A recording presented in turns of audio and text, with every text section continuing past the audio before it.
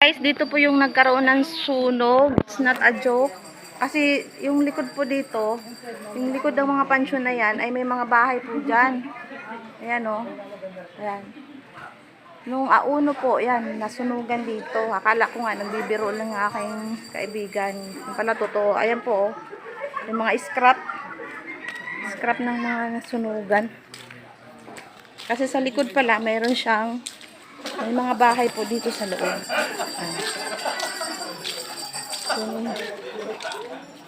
Ha? Wala dyan?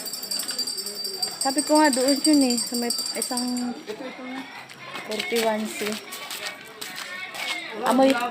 Amoy sunog pa po, guys. Amoy sunog pa. Ha? Binago na yung mga ano.